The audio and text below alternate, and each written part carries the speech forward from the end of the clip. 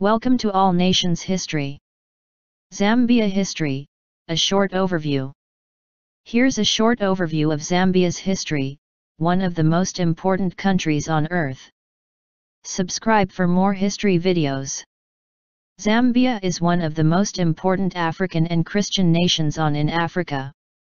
Zambia has shaped the face of Africa and world history together. Zambia has changed culture, changed religion, changed politics. The history of Zambia goes back millennia. It is one of the most important countries on earth. Therefore, this is why it is important to know about the origins and the significance of this great nation. Zambia plays a crucial role in modern-day politics concerning Northern Africa and beyond. So let's take a closer look at this awesome country and its people and its history.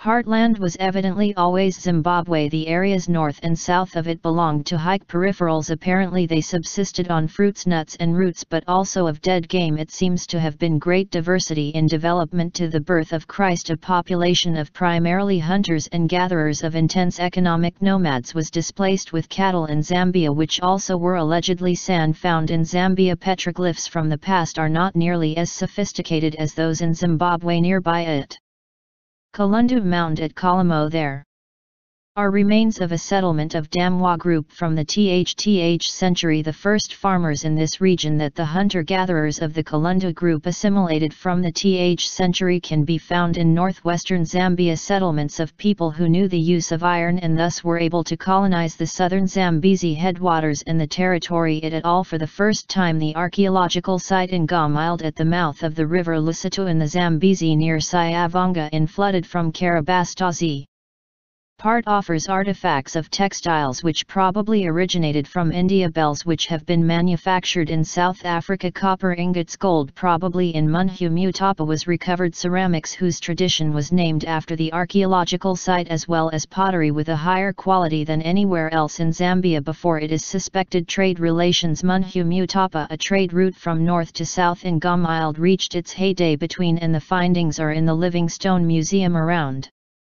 Reached the first Bantu-speaking peoples, probably ancestors of Tonga, the Zambia Basin ago. Northern parts of Zambia. This immigration for the first time moved the northern boundary of the settlement area of San southward. These immigrants were farmers and pastoralists. Complex overlays of drawings in caves in the northeast of Zambia show that immigrants took this as sanctuaries. There are many indications for a slow infiltration of the Bantu in Zambian territory almost simultaneously to the copper recovery in Munhu can be demonstrated for the period around in the Zambian Kansanshi. The first copper mining it can be found from this early period. Copper ingots that may have been used as currency. However, the copper mining experienced its heyday only in the period between the Th and Th century, when the copper mining in Munhu has long since ended. Cross connections can be so far neither in technology nor in settlement patterns deduced from the first Swahili handler from the Indian Ocean ago,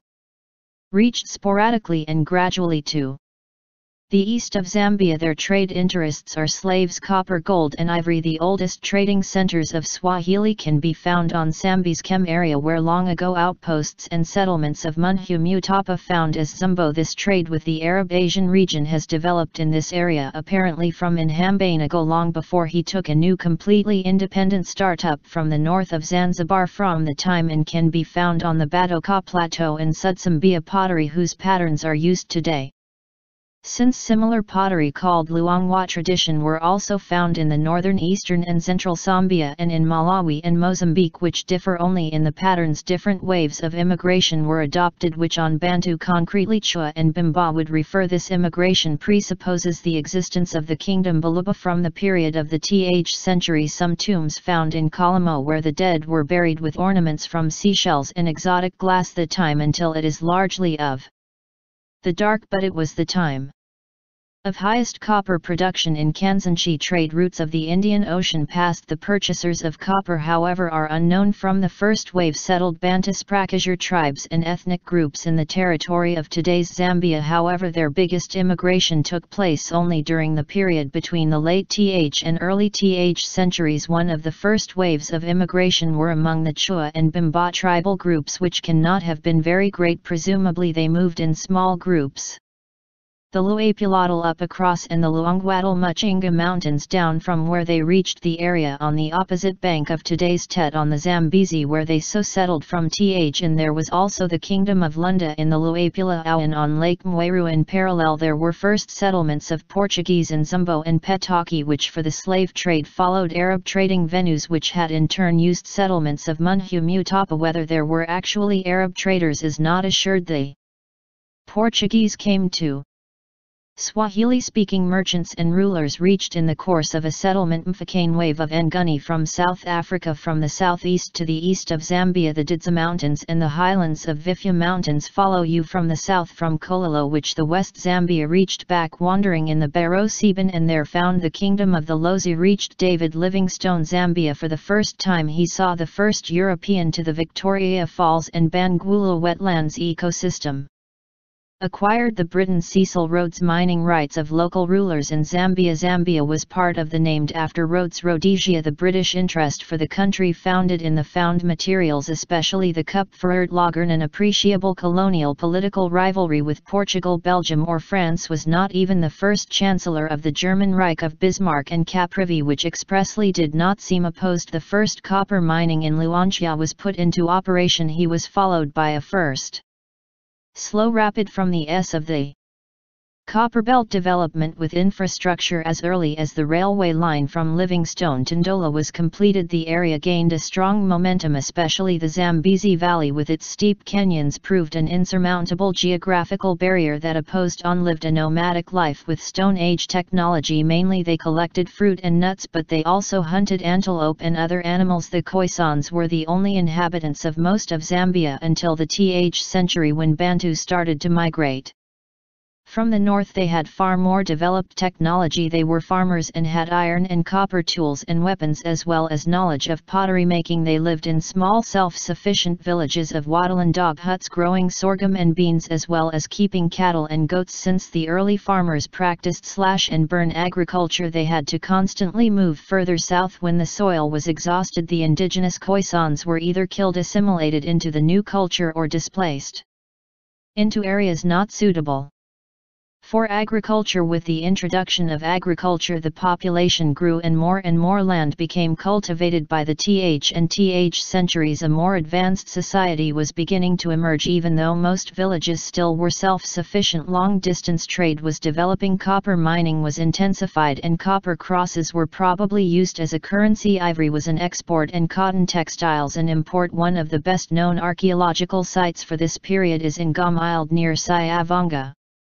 close to the Kariba Dam. Uncovered in the increase in trade resulted in larger political units and more complex social structures. The period between the Th and the Th centuries saw the emergence of organized Iron Age kingdoms as well as widespread immigration. 4 kingdoms were established in this period: the Kazembe Lunda in the north centered on the lower Luapula River, the Bimba in the northeast, the Chua in the east and the Lozi in the west centered on the upper Zambezi River. The territory of the present Zambia being far inland did not have direct contact with non-Africans until relatively recently in its history. Arab and Portuguese traders were visiting by the Th century. The first recorded European visitors to Zambia were the Portuguese Manuel Caetano Pereira, a trader of mixed Goans and Portuguese descent, and Francisco de Lacerda, an explorer. In both came via Tet in Mozambique to Mwata, Kazembe's capital, to seek the chief's agreement to a Portuguese trade route between their territories of Mozambique and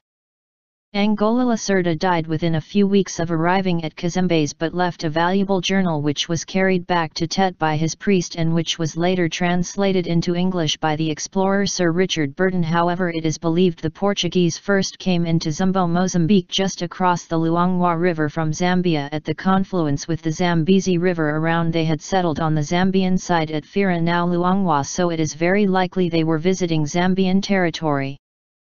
Between and the first Briton to record having set foot on Zambian soil was David Livingstone, and he started his well-known exploration of the upper Zambezi River, and he became the first European to see Mogiotunya, the waterfall on the Zambezi River, which he named after Queen Victoria. The Zambian town near the falls is named after him. Livingstone later died in Zambia, and when the first Europeans arrived, the most powerful states in pre-colonial Zambia were the Kingdom of Baratsaland in the upper Zambezi and the Kingdom of Mwata Kazembe on the Luapula. The Loza people of Barotseland had refused Arab and Portuguese traders access to their territory when the kingdom was first established is uncertain, but it was certainly in existence by the 10th century. The Loza, calling themselves Aluya and their country Engulu, its ruler was called the Litunga. He had two capitals. In the dry season he stayed in the middle of the Zambezi flood plain at Lilui, while at the start of the rainy season he moved to Limulunga above the flood water level, a move that is still celebrated in the annual Kuombaka festival. The first certain historical fact concerning Barotseland is the arrival in the early 10th century of the Makololo, a clan of the South African Basotho or Tswana people utterly defeated by Shaka's New Zulu kingdom in the S. The remnant of the Makololo under the leadership of Sebetwane were forced to march northwards to escape. They conquered the Lozi and became the aristocracy of Barotseland with Sebetwane as new Litunga. Sebetwane proved an able leader and is spoken of with warm respect by David Livingstone, who met him, and shortly before his death he was succeeded by his daughter Mamakazan, who stepped down early in favor of her half-brother Sakilata. With him the Makololo Empire appears to have started to fall to pieces, especially after his death. In a year later, internal dissension in the ruling class brought a revolt by the Loza that is said to have exterminated the Makololo aristocracy and forced the survivors to migrate to present-day Malawi. And Cecil Rhodes, spearheading British commercial and political interests in Central Africa, obtained a mineral rights concessions from local chiefs in the same year. Northern and Southern Rhodesia, now Zambia and Zimbabwe, were proclaimed a British sphere of influence. In the beginning the territory was administered by Rhodes' British South Africa Company BSAC, which showed little interest in the province and used it mainly as a of labour. The most important factor in the colony's economy was copper, the discovery of which is due partly to an American scout, Frederick Russell Burnham, who in lead and oversaw the massive Northern Territories BSA Exploration CO expedition, which established that major copper deposits existed in Central Africa along the Kafue River in then Northern Rhodesia. Burnham saw many similarities to copper deposits. He had worked in the United States and he encountered natives wearing copper bracelets, and the British government decided not to renew the company's charter. As a result, Southern Rhodesia was annexed formally and granted self-government, and after negotiations the administration of Northern Rhodesia was transferred to the British Colonial Office in as a protectorate with Livingstone as capital. The capital was transferred to the more central Lusaka, and a legislative council was established, of which 5 members were elected by the small European minority-only people but none by the African population. In enormous copper deposits were discovered in the region, which then became known as the Copperbelt, transforming Northern Rhodesia from a prospective land of colonization for white farmers to a copper exporter. By the country produced % of world's copper extraction. The sector was developed by 2 companies, the Anglo-American Corporation AAC and the South African Rhodesian Selection Trust RST, who controlled the sector till independence. The poor safety record and increased taxes triggered a strike of African mine workers and known as the Copperbelt Strike. The strike was crushed by the authorities. 6 miners were killed during the Second World War. White miners came out on strike, and realizing the importance of their products for the war, they demanded higher salaries. This strike was followed by another by African mine workers. 7 Before the war there had been talks about merging the 2 Rhodesias, but the process had been halted by the British authorities and brought to an absolute stop by the war. Finally, in both Rhodesias were joined with Nyasaland, now Malawi, to form the Central African Federation.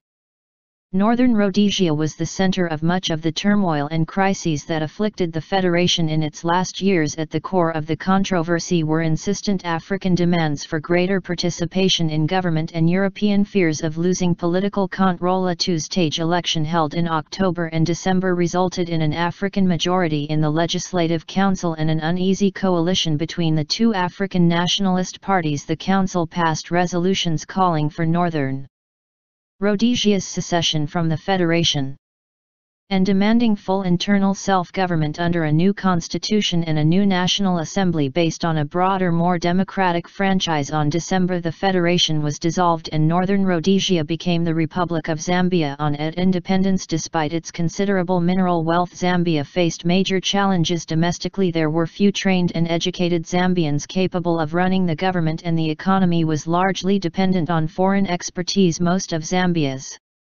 Neighboring countries were still colonies or under white minority rule. The United National Independence Party UNIP won the pre-independence elections, gaining of the seats. The Zambian African National Congress won seats and the National Progressive Party won all the seats reserved for whites. Kenneth Kaunda was elected Prime Minister and later the same year President as the country adopted a presidential system. Kaunda adopted an ideology of African socialism close to that of Julius Nyerere. In Tanzania, economical policies focused on central planning and nationalization, and a system of one-party rule was put in place. Kaunda was re-elected as president, running unopposed. During the following years, Zambia adopted a one-party system. In all political parties except UNIP were banned, and this was formalized in a new constitution that was adopted. In the constitution framed a system called one-party participatory democracy, which in practice meant that UNIP became the sole political factor in the country. It provided for a strong president and a unicameral National Assembly. National policy was formulated by the Central Committee of UNIP. The cabinet executed the Central Committee's policy. In legislative elections, only candidates running for UNIP were allowed to participate, even though inter-party competition was out of question. The contest for seats within UNIP was energetic. In the presidential elections, the only candidate allowed to run was the one elected as president of UNIP at the party's general conference. In this way, Kaunda was re-elected unopposed with a yes or no vote in, and this did not however mean that there was no dissension to the imposition of a one-party rule in the country or within UNIP. Sylvester Mwamba Chizimbele, who was cabinet minister for Western Province, previously Barose Province, together with UNIP leaders from out of the provinces, established a committee. Of the objective of the committee, of which consisted 2 leaders from each of the provinces, was the establishment of a democratically elected council of 2 leaders from each province to rule the country by consensus, with the president as head of state. If this had been achieved, it would have meant the curtailing of the absolute power residing in President Kaunda. The committee attended a meeting in State House at which President Kaunda agreed to consider their proposals. However, later he banned the committee and this action was followed by the suspension of Sylvester Chizimbele, and several leaders were sacked. Chizimbele later rejoined the cabinet as Minister for Eastern Province, and 2 years later he was transferred in the same position to the Copperbelt Province, where the political situation was tense, especially so because of the forthcoming general elections. Simon M. Kapwepwe and Harry Mwangangumbula, who before the declaration of a one-party state had been leaders of the UP and ANC political parties respectively, had joined UNIP with the intention of challenging for the presidency. However, their attempt to challenge President Kaunda for the presidency on the UNIP ticket failed, as both were prevented and disqualified by the manipulations of President Kaunda, who stood unopposed. Simon Kapwepwe and Harry Ngumbula challenged the resultant election of President Kaunda in the High Court, but unsurprisingly their action was unsuccessful. After independence, Zambia adopted a left-wing economic policy. The economy was to some extent run by central planning. Under 5-year plans, private companies were nationalized and incorporated into large state-owned conglomerates. The government's goal was to be self-sufficient, which it sought to achieve through import substitution. At first the plan worked and the economy grew steadily, but in the mid-inhabited by Khoisan until around AD, when the migrating Bantu began to settle around these areas. In the th century, major waves of Bantu-speaking immigrants arrived during the Bantu expansion, among them the Tonga people, also called Ba Tonga Ba, meaning men, were the first to settle in Zambia and are believed to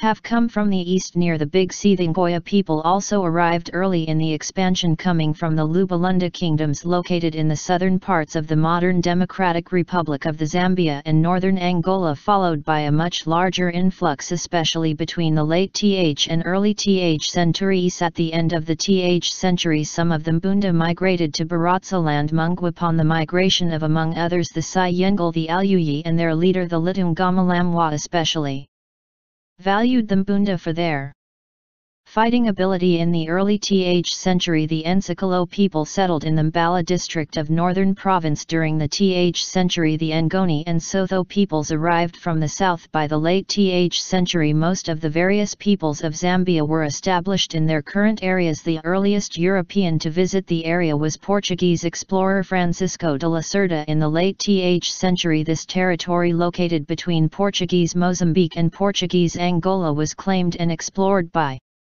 Portugal in that period. Other European visitors followed in the th century. The most prominent of these was David Livingstone, who had a vision of ending the slave trade through the seas. Christianity, commerce and civilization. He was the first European to see the magnificent waterfalls on the Zambezi River, in naming them the Victoria Falls after Queen Victoria. He described them thus: scenes so lovely must have been gazed upon by angels in their flight. Locally, the falls are known as Mogiotunya or thundering smoke in the Lozi or Kololo dialect. The town of Livingstone near the falls is named after him. Highly publicized accounts of his journeys motivated a wave of European visitors, missionaries and traders. After his death in Unreliable in the British South Africa Company, BSA Company led by Cecil Rhodes, obtained mineral rights from the Litunga, the paramount chief of the Loza Barose, for the area which later became Barozaland, northwestern Rhodesia to the east. In December, a group of the Ngoni or